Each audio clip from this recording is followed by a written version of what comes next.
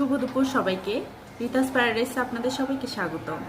আজকে দুপুর থেকে আমি ব্লগটি শুরু করতেছি, যেহেতু শুক্রবার যে আমার সকালটাই হয় লেট করে। আজকে সকালবেলা রান্না করেছিলাম খিচুড়ি, ডিম ভাজি। অলরেডি ঋদ্ধর বাবা ঋদ্ধ নাস্তা করে চলে গিয়েছে, টুকটুক ঘুমিয়ে পড়েছে স্নান করে। এখন 12টার মতন বাজে। তো আমার এখন রান্নাবান্না শুরু করতে হবে। আমি এখন রান্নাবান্নার জন্য প্রিপেয়ার হয়েছি মোটামুটি, বাট বাসার অবস্থা এলোমেলো, যেহেতু বাচ্চা নিয়ে সংসার এলোমেলোভাবেও চলতে হয়। তো চলুন আজকে কি কি থাকছে ব্লগে দেখাচ্ছি। আজকেও আমি এই খেসারির ডালটা ভিজিয়েছি। ঋদ্ধর বাবা গত সপ্তাহে খেয়েছিলাম, একটু খেসারির ডাল রয়ে গিয়েছে, তো ভাবলাম আজকে রান্না করে দেই, যেহেতু পছন্দ করে। আর সজনে ডাঁটা দিয়ে এটা রান্না করতে খেতে সময় সাপেক্ষ ব্যাপার। আর সাথে বের করেছি একটা বিটরুটটা এমনি খেয়ে নিব। দুপুরবেলা হয় না, একটু ফ্রুটস খেতে ইচ্ছা করে। যদিও আমি আজকে স্ট্রবেরি বের করেছিলাম, স্ট্রবেরিটা খুব খুব দুঃখজনক। এত পরিমাণে এখন ফল শাকসবজিতে জল দেয়া হয় যে এগুলো খুব তাড়াতাড়ি নষ্ট হয়ে যায়। দেখেন, মানে হাফ কেজি স্ট্রবেরি একদিন খেয়েছি, বাকিটুকু ফ্রিজে রেখেছি। জাস্ট পরশু দিন খেয়েছি রাতে জুস বানিয়ে, আর আজকেই সেটা নষ্ট হয়ে গিয়েছে। একটাও নেওয়ার মতন অবস্থা নেই। আর হয় না, মাছ খেতে খেতে অনেক মাথা জমে গিয়েছে। আমি আর ঋতুর বাবা দুজনেই মাথা খাই। আমরা আসলে সর্বভোগ প্রাণী, সব কিছুই খেতে পছন্দ করি। তো আমি এই মাথাগুলোকে ভুনা করে নিব আজকে। এটাই হচ্ছে দুপুরের জন্য। কালো কচু ডাঁটা, ওটা ফ্রোজেন করে রেখে দিয়েছিলাম কিছুদিন আগে। তো আমি এই ফ্রোজেন কচু ডাঁটাটা রান্না করবো আজকে শুটকি দিয়ে। দেখি কোন শুটকি দিয়ে করা যায়। এই তো আজকে রান্নার প্রিপারেশন আমার এতটুকু। দেখুন, সজনা ডাঁটার অবস্থাও কিন্তু খুব ভালো না। জানি না সবজির সমস্যা নাকি আমার। এটা কিন্তু নষ্ট হওয়াটাও স্বাভাবিক, 1 উইকেরও বেশি হয়ে গেছে। তো ভালো যে খুব বেশি নষ্ট হয়নি, একটা মনে পুরোটা ফেলে দিতে হবে, বাকিগুলো নেওয়া যাবে। দেখা যাক কতটুকু নেওয়া যায়।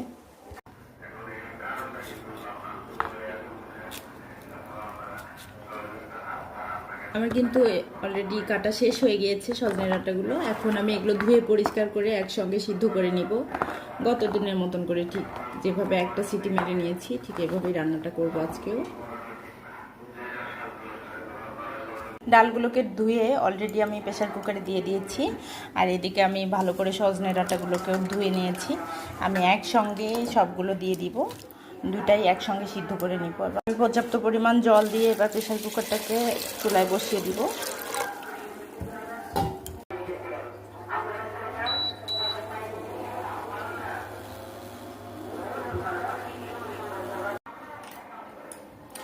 আমি বিটরুটটা ভালো করে ধুয়ে নিয়েছি ছুলে নিয়ে।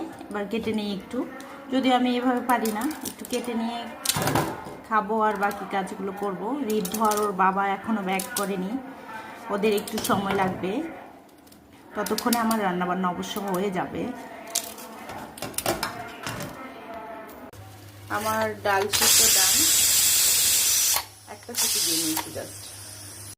মাছগুলো আমি ভালো করে ধুয়ে জল ঝরিয়ে নিয়েছি। এখন আমি লবণ একটু দিব আর একটু হলুদ দিয়ে ভালো করে মেখে কিছুক্ষণ রেখে দিব। আর লবণ হলুদ মাখিয়ে কিন্তু মাছের মধ্যে কিছুক্ষণ রেখে দিতে হয়, না হলে কিন্তু মাছের টেস্টটা আসে না, এক্সাক্ট টেস্টটা। এদিকে মাখানো হয়ে গেলে আমি নিয়েছি কিছু শুটকি মাছ। এই মাছটা একটু শুটকি মাছটা পরিষ্কার করে কিছুক্ষণ ওটাও গরম পানিতে ভিজিয়ে রাখবো।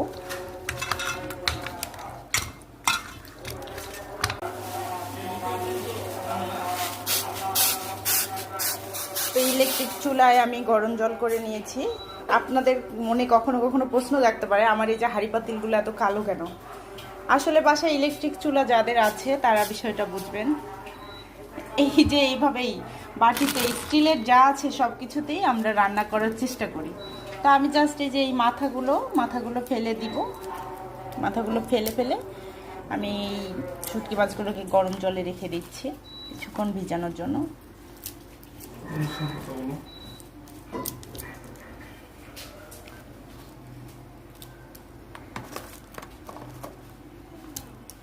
তো আমি এই শুটকিগুলো কিছুক্ষণ ভিজিয়ে রাখবো। আর এদিকে তো মাছ মেখে রেখেছি ম্যারিনেট করে।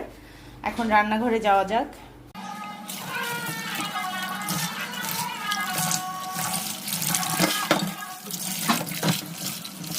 চুলায় তেল বসিয়ে দিয়েছি। এখন আমি মাছগুলো ভেজে নিব, মাছের মাথাটা।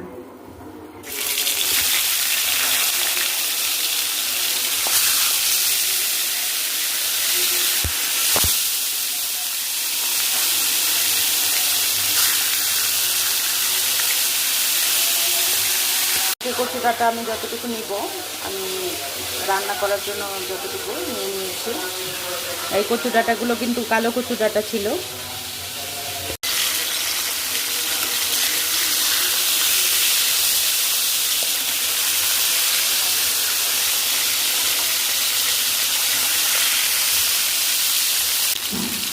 মাছগুলো ভাজা হয়ে গেছে, আমি এরকম করে ভেজে নিয়েছি।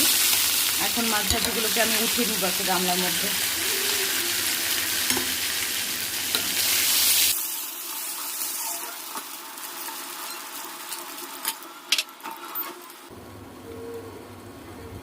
ওই তেলে দিয়ে দিব পেঁয়াজ,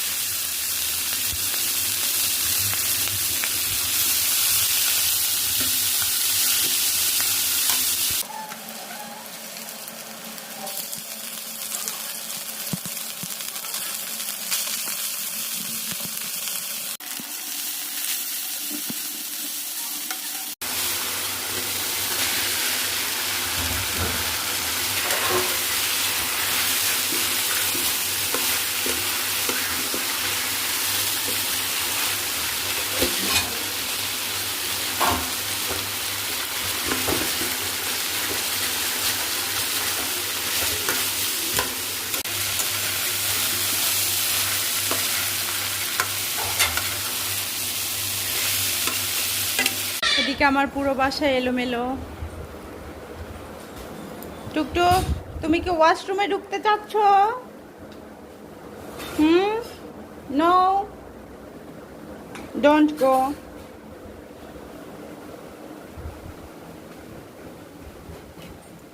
কাপড় চোপড় সব এলোমেলো, সব কিছু গোছাতে হবে। আবার কিছু কাপড় ধোয়ার জন্য মেশিনেও দেওয়া হয়েছে। এখন আমি এই মেশিনটা ছেড়ে দিই। এদিকে আমার রান্না চলছে। ইদ্ধর বাবা সব খাবার খেয়ে যেতে পারবে না, কারণ আমার গ্যাসের চুলাটা একটু ডিস্টার্ব করতেছে।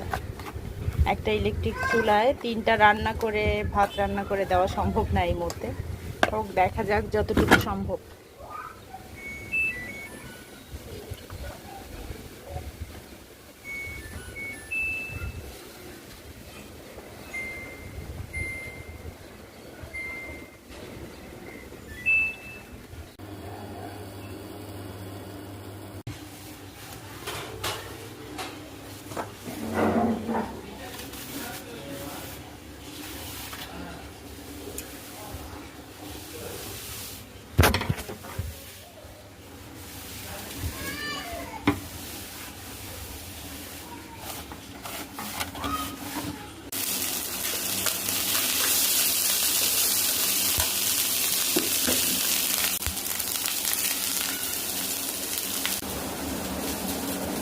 লবণটা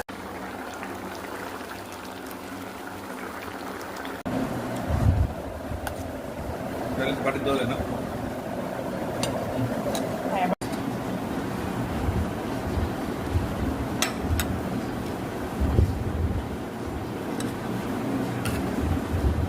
তোমাকে ডালটা খাওয়াতে পারলাম। কচুর ডাঁটাগুলো গলে গিয়েছে, বাট দেখেন কতগুলো জল বের হয়েছে। এগুলো কিন্তু কালো কচুর ডাঁটা ছিল। দিয়ে নিয়েছি, এখন শুটকিগুলো ভেজে নিব। ধরনের লবণ হলুদ কিচ্ছু দিব না। আমি এখানে এই পেঁয়াজ রসুনটা দিয়ে দিব।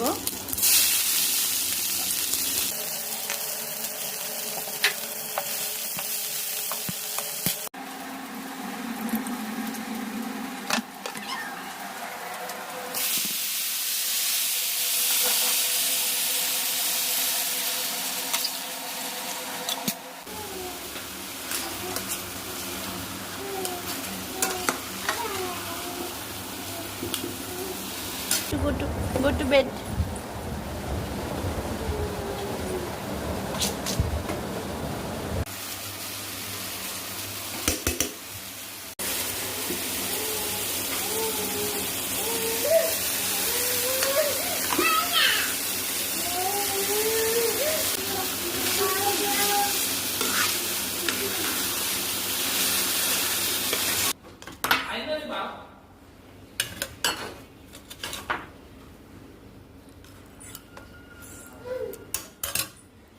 তো ভিউয়ার্স, রান্না বান্না শেষ করে এখন দুপুর বাজে 3টা।